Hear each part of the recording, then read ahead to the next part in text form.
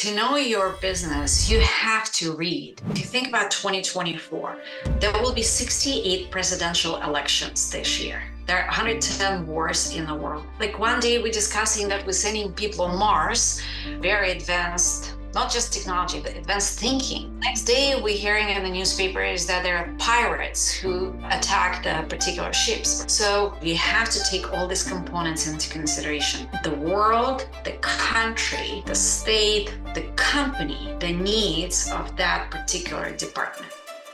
Welcome everyone to our next episode of Experts Uncut.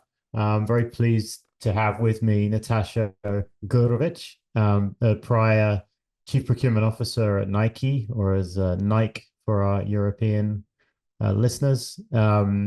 She's also set up and run procurement and led procurement globally at companies like McKesson, Salesforce, starting out again in tech with firms like PayPal. So a wealth and real depth and breadth of experience in procurement leadership. So very excited to have you here today, Natasha. Thank you for joining. Thank you, Simon, for inviting me. Very excited to have this conversation.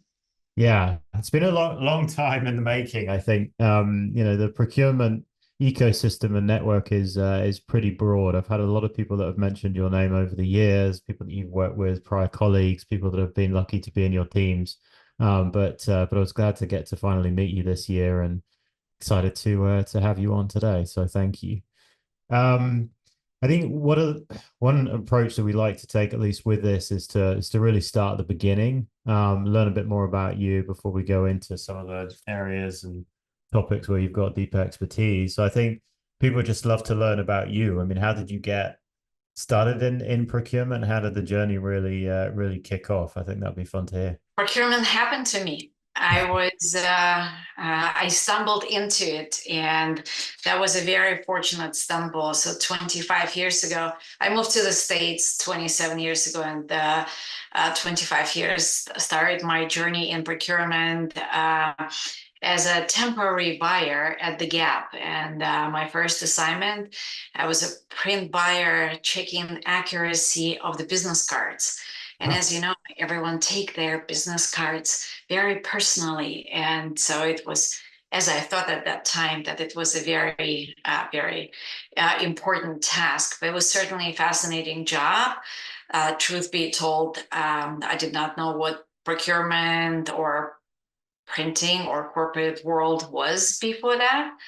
But it was an amazing 25-year journey. I worked in the retail as the Gap and finished at Nike. My first chapter of my professional career, I worked in tech companies. You mentioned PayPal and Salesforce.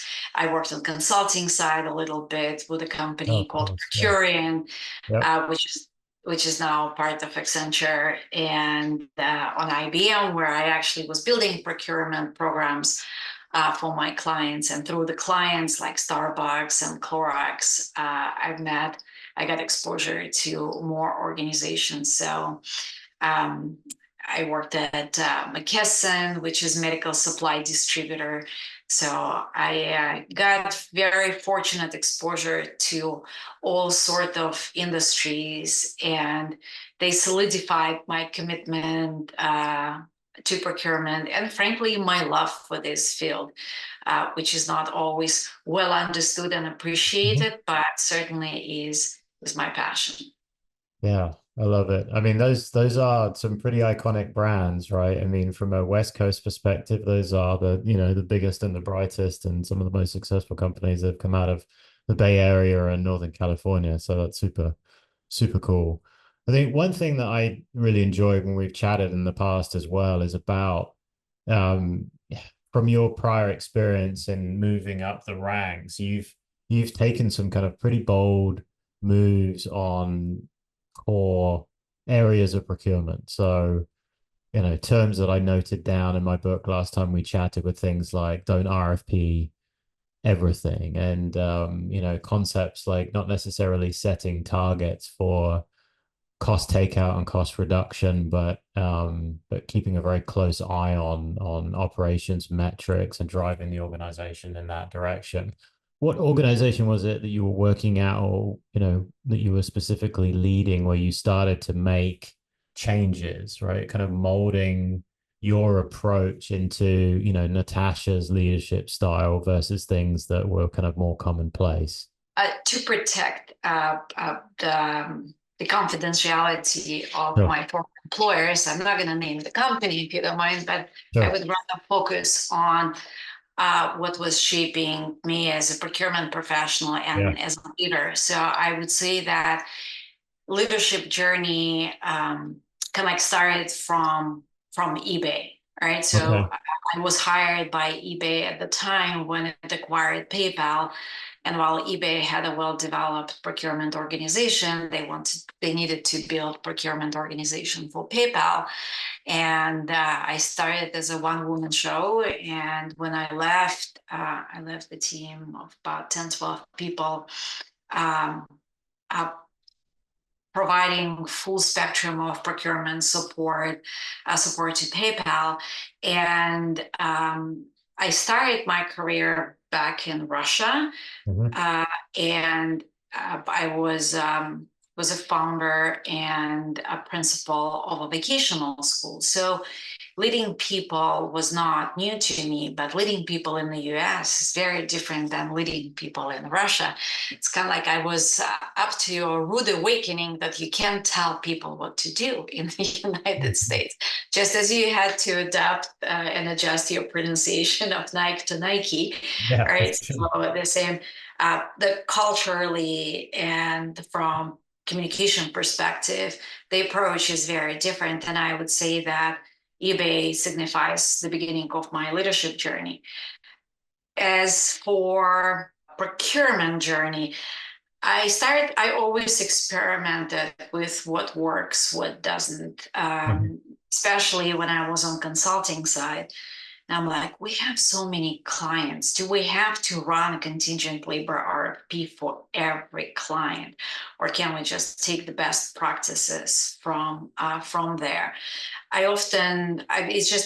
observe through various organizations that procurement professionals often rely on RFPs to bring together various parties and kind of like to have this common ground of objectivity and very particular written responses in particular way in particular format, and they use it as a sign of objectivity. Mhm. But that's a very time consuming and expensive way to build this objectivity and to generate it. If procurement professionals would have enough time and bandwidth on focusing more on category management and learning the depth and ins and outs of their specific category of spend that they're responsible for, then they actually would have a lot of market intel and a lot of very objective knowledge on what cost of services or goods should be. And maybe not every single interaction should be supported by RFP. There are other ways how to know the price point. And I think hearing solutions directly from suppliers versus asking them to feed the square peg of their solution into round hole of your RFP template, it's exhausting process for everyone and doesn't necessarily always generate the outcome that it's intended. So I always experimented with that. You mentioned something about the numbers. There's some focus about spend. You need to increase spend under management, or you need to increase BD&I spend, or the savings. You need to generate certain commercial value to the company that you're working for, or number of suppliers. You have to have X number of suppliers. And I always say that numbers are arbitrary. Yes, you need to have a general idea where you're marching toward to. Otherwise, you're going to end up somewhere else if you're not clear where you're going to. But sometimes marching to the numbers replace doing the right thing for the Mhm. company. And I am at this point very convinced subscriber to the philosophy that if you do the right thing for the company, whether in number of suppliers or in generated savings or in spend under management or spend with diverse and community and small businesses, if you do the right things, numbers will follow. It just cannot be otherwise. Yeah, I love that. I think one thing that resonates with me specifically around the approach is, early on in my career when I was in consulting myself at, some large name brand companies, we were told to work with clients following this very kind of structured process, right? It was the 7-step strategic sourcing that was created by A.T. Kearney and then adopted, and 5 steps, 6 steps, and everyone had their own variation for it. But there wasn't enough variation and adaptability into that framework for real life, for practical approaches, right? Renewals where there wasn't the time to potentially go out to market, for market dynamics where there weren't enough suppliers to invite, or situations where the company that you're working with or working for doesn't necessarily have a huge amount of leverage with a major player, right? So inviting them to RFP, they may decline, right? But if you went to them and you built a relationship with them and built up some rapport, and maybe you would be able to get some terms and business from them. The commercial or sales aspect was left out, and the practicalities of not being able to follow that process. So that makes a lot of sense. How about the another thing that was really intriguing to me that you mentioned, and it plays a little bit to your category management of how important that is a concept, was know your supplier's business just as good and or potentially better, both their business as well as the product, than they do. Can you tell us a bit more about that? Did you learn that through trial and error? Was it something that you're passionate about today for a particular reason? But what's made you lead with that philosophy, in recent years? Yeah. That is probably my longest standing philosophy on listening to suppliers and relying on their experience and wisdom and broad perspective, because they see a lot of clients. That I developed very, very early on when I was working at the Gap, and the leadership of procurement at the Gap at that time built very strong relationships with key providers that were absolutely instrumental for company success. And being a buyer, I very quickly realized that buyers have a lot of power in enabling the progress or blocking the progress. And when I say buyer, I don't mean just a title. I'm a CPO, but I'm a buyer, right? I am on the buying side of the business. So it's not the title, it's more like a function. That people make buying decisions, they can make or break someone's business. They make decisions not just on behalf of their own company, but on behalf of all of the suppliers that they're working with. And very early on, I realized that the more partnership I build with suppliers, the more institutional knowledge and the more industry best practices I will be able to gather, because I am just one company. They see the spectrum of the businesses that buy similar goods or services, that have maybe the same setup as we do, maybe the same problems as we do. Whenever there are geopolitical or economic changes in the environment, they affect all companies, not just some selected companies. So I learned very early on to learn to respect their opinions and see them as a source of information and a source of very credible market intel. What I learned later in my professional career, that I also need to understand not how much I will be paying, because the traditional first question, so how much will it be? But that's the price. But what's the cost? And I started working with suppliers trying to understand what costs them to deliver their services or goods to us. Hmm. And once you start understanding what are their cost pressures, what are their pain points, sometimes it's the orders are placed late. Sometimes it's their relationships with the other third parties. Sometimes it's their ability to take credit from the bank. So it's a cash flow issue. Sometimes it's ability of merger and acquisition in their particular industry. So there's some consolidating, some spreading across going in the opposite direction. But once you understand what costs them money, you can have much better negotiation strategy on if you ease their pain, they will be able to significantly improve their value proposition to you. So Hmm. instead of squeezing them on the margin, and I just even hate that when I'm hearing this phrase from people who've been in the industry for a long time, that like squeezing suppliers on the margins, that seems to be someone's favorite activity. And for me, it's like a check on a board, right? If we understand, if we, the buyers, understand what is important to the seller and what costs them money, and if we can work within our own organization internally, trying to change our processes, our approaches, our timeline, if we can just make it a little bit more supplier friendly, we will benefit trifold from that. So Hmm. that's the concept I'm trying to bring into the organizations that I support or lead, that this combination of double emphasis on supplier relationships and double emphasis on category management can take any procurement organization from transactional order taker to strategic thinking partner who still delivers fast, but at Hmm. a very different level of procurement sophistication. Hmm.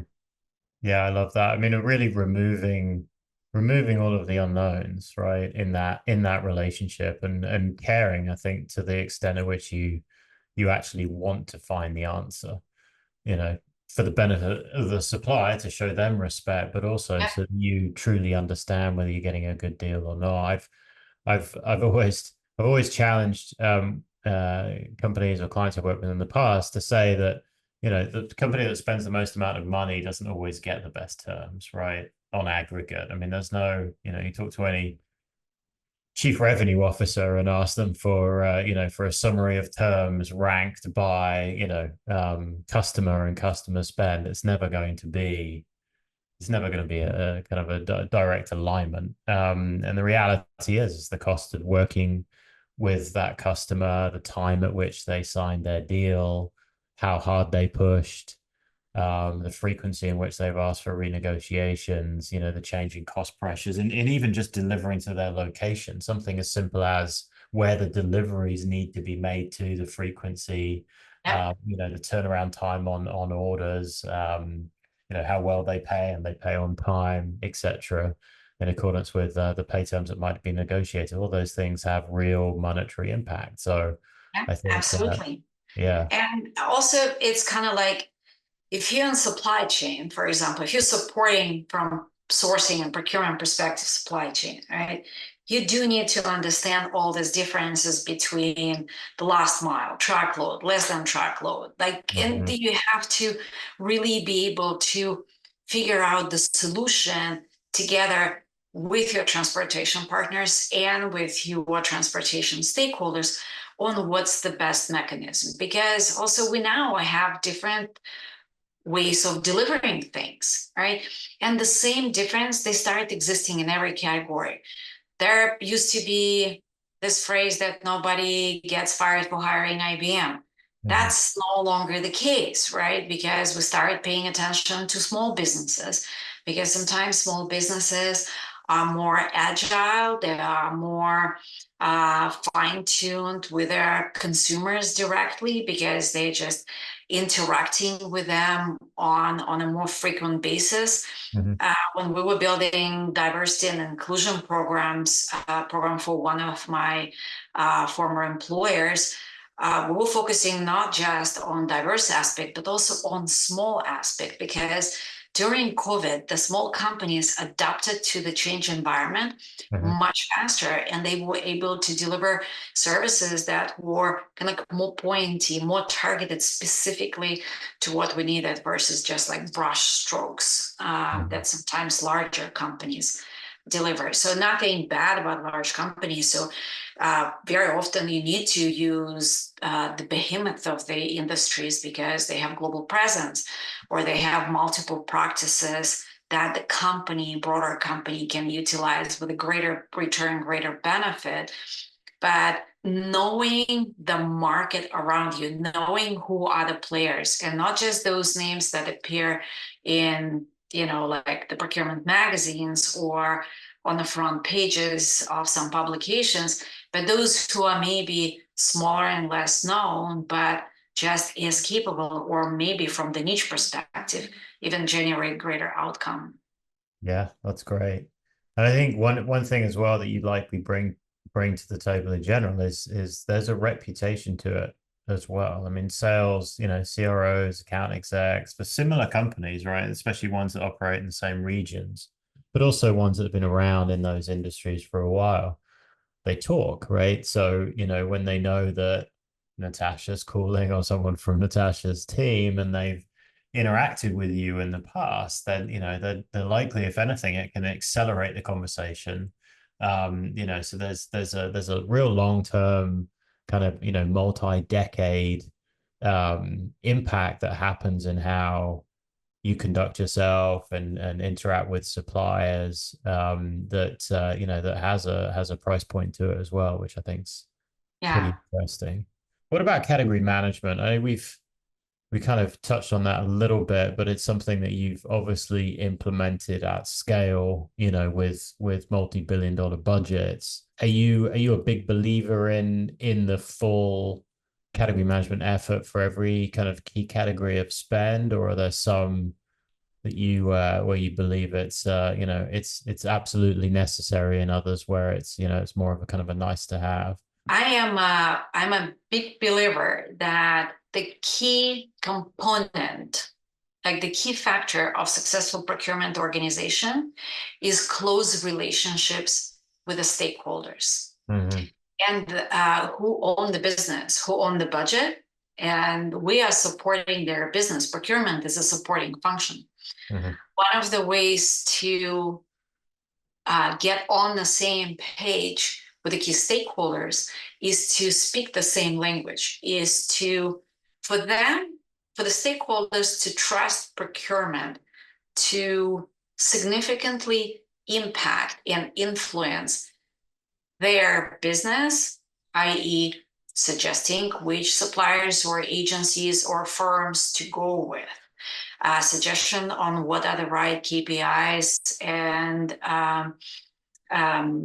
should be established, suggesting on if the engagement should be for 1 year, for 3 years, for 5 years, suggesting if it should be done near shore, offshore, somewhere else. Like there are a lot of ways how procurement can impact stakeholders' decision on who to give the business to.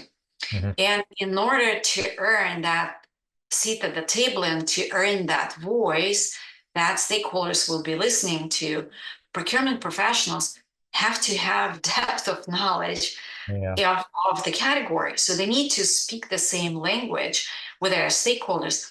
That's one of the reasons why I'm so heavily articulating know your suppliers, is because they have to bring that knowledge of the market to the stakeholders.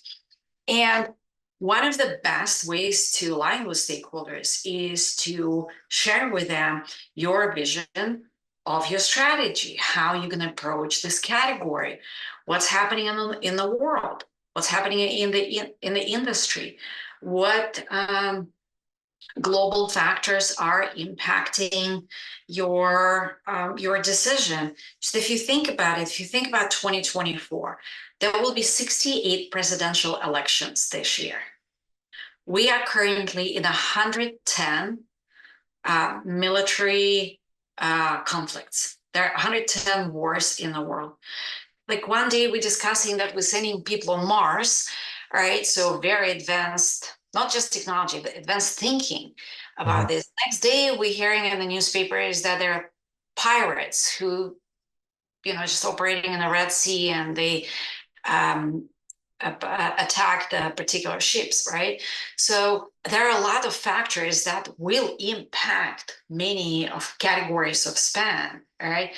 Presidential elections means shift of power. Shift of power goes hand in hand with financials. So will the big public companies impacted by some companies by certain elections? Of course. How Yeah. do you take it into consideration? How do you tie it to where your goods are coming from, or labor availability to satisfy the growing needs of your company, or the company's geographic expansion to different regions, or different or product expansion to different areas. When you are experienced category manager, you have to take all these components into consideration. That's why you start looking at the world, the country, the state, the company, the needs of that particular department, whether they're supporting marketing, organization, or supply chain, and it's not of the or like the construction and development. So whatever organization procurement supports, they need to bring this broader perspective. When you bring it all together and tie it to business objectives and needs and aspirations that this particular, let's say, marketing team wants to take forward, then they can have very intelligent and fact-based conversation. Then procurement people earn their right to assist their stakeholders. It cannot be earned by mandating and issuing the procurement policy that requires all projects over $500,000 to go through procurement. It's a good guideline, Mhm. but it doesn't necessarily, it's a guideline, it's not guardrails. Right. So it doesn't mean I'm yet to meet the company other than one that operates based on mandate. Yeah. Everything else is based on how can you help me, or will you assist my progress, or will you impede my progress? Will Mhm. you help me to get to market faster, or are you going to put me through so many circles of bureaucracy that the project will die before the purchase order will be issued? Mhm. Yeah. It's two things I want to kind of dive into there. I think I'll start with the latter one first, though, but I think both are important. One is I think it's really interesting, but the concept of persuasion, right? Negotiation is sometimes a very small part related to a contract negotiation that procurement might be doing with the supplier. The rest of the time, it's negotiating with existing suppliers to get something that perhaps isn't in the contract where you need their help. And then negotiating with stakeholders and trying to bring the organization along and, in whatever goal or project that you're trying to drive if you're in procurement. Huge amount of persuasion there. On the category management side, that's interesting. I think from what you're saying, that the concept is really just that. The concept is a concept. It's an enabler, but it's ultimately a rite of passage, right? By doing category management, right? By kind of embodying the concept, it enables you to be better at what you need to do to serve the business. It allows you to kind of gain the knowledge and retain the knowledge that you need in order to have a seat at the table, to have the conversation where you're adding value. So if you don't ask people to follow a category management approach, it's likely they're missing certain elements perhaps from the checklist, right? Maybe they're Yeah. doing the market research, right, which is traditional with category management. It's a lot of direct goods research, understanding the market, but there are just other components, right? Understanding the stakeholders, their actual needs, keeping a close, tight track on contracts when they're coming up for renewal, so it's not all last minute. Really understanding the data and the spend analytics and the kind of the payable side. I mean, it's that whole the category, and you're managing effectively every element of the category, almost like it's your house and or your baby. I think Yeah. that makes a lot of sense. Well, it's kind of like, to know your business, you have to read. Yeah. If you read 5 articles, take another 2 hours and summarize it in one page. And that's your market research, right? Yeah. And you do need to know what's happening like with the supplier composition. And if you've gone through 10 hours of research, then take another hour and summarize, and that's your second page. You do need to know when contracts expire, right? So if you've gone through that analytics, take another 30 minutes and document. It's kind of like, I think all procurement professionals, including me when I was the manager and I was putting my own category strategies, we're dragging our feet. But it's not because we don't like doing them. It's because the reality of everyone's existence is that there are so many operational and everyday activities, and they always take priority. And my teams often ask me a question: Do you want me to spend my time keeping the lights on, or the lights can dim or go off completely, and you want me to sit and strategize? And I always trying to explain that if you don't sit and strategize, the lights will go on eventually. Because if you focus just on operational, you will always be chasing your own tail. Stuff will always be thrown over the fence unexpectedly, landing on your lap, and it's like, sign it or execute it or negotiate it. And if you don't take time to prep, we'll always be chasing. So it's important to find time to do that. I think it's a great skill, because if anyone from my former teams will listen to you, they probably will chuckle. But I believe in this concept of zooming in and zooming out. And I think procurement professionals are awesome at this skill, because we need to zoom in the details of the deal, into details of the project, to understand all ins and outs, focus on the details, and then we're going to have conversation about how it's going to fit into overall company's profile. And we have to zoom out, and we have to look at the whole picture, and we have to be very mindful about every aspect of the business that will be impacted in some way by that particular project or initiative. And so we have to be mindful in understanding the impact and precise in how we're going to weave it in to the reality. Yeah, that's great. I love that. Zoom in, zoom out. I'm going to use that. And one final thing to close on that I didn't pick up on before, but I think would be interesting is, parts of your career you've spent in, I would almost say, commercial. There's a commercial aspect to being on the service provider side, right?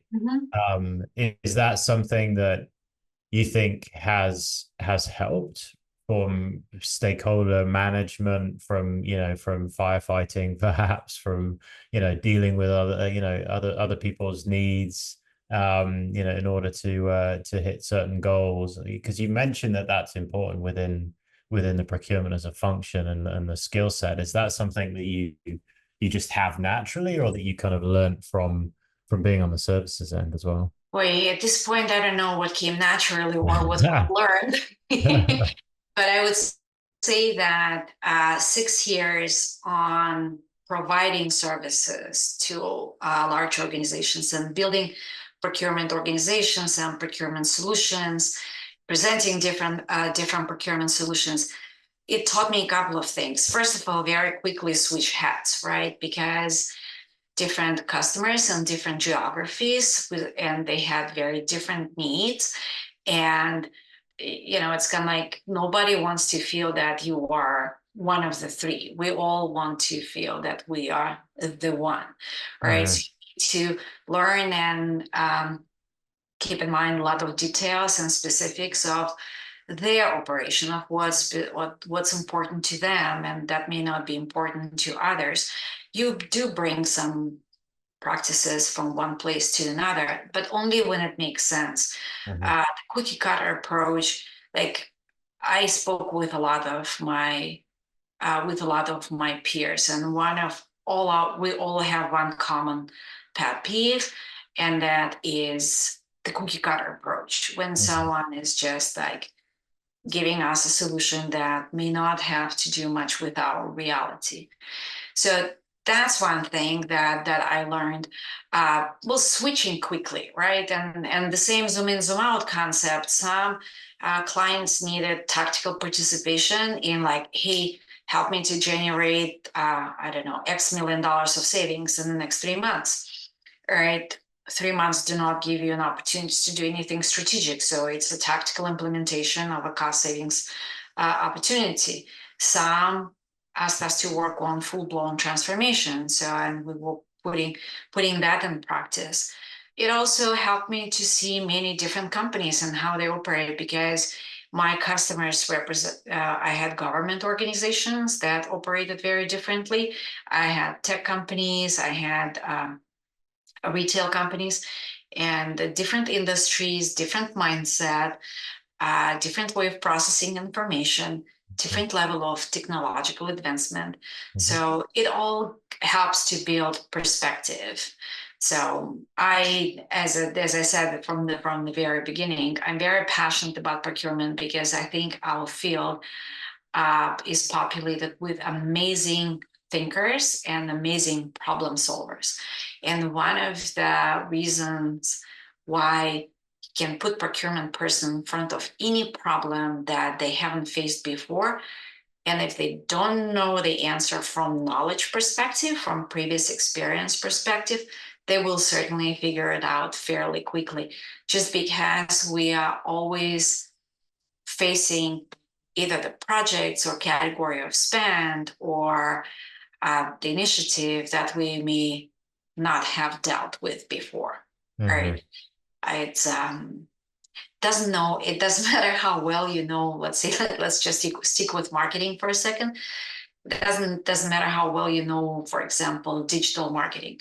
But if your company decides to acquire intellectual property on the voice or image of someone famous, you are stepping into a completely different way of figuring out how to negotiate that.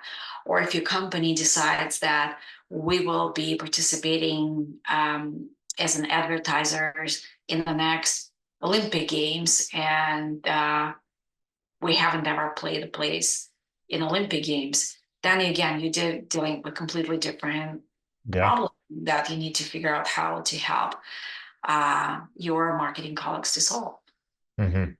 Yeah, I love it. Constantly changing, at least as practice. One thing that I've learned in operating with people in in the procurement, also the supply chain space, is they are probably some of the most resourceful people in the commercial world, the most networked, the most resourceful. They always have a guy or a girl of some, in some area across some of the suppliers they've worked with and the categories they've managed in the past, or, not necessarily just in their organization. So there's a seem to be kind of common traits irrelevant of who you're talking to. Well, it's been an absolute pleasure, Natasha. I really appreciate your time. Thank you for coming on. Thank you very much for inviting me, and thank you for giving me an opportunity to share my passion. Yeah, of course. And I think anyone who doesn't know Natasha and wants to connect with her on LinkedIn, to at least follow her, if not connect directly, I'd encourage you to reach out. But yeah, I really appreciate your time. Thanks again, Natasha. Thank you.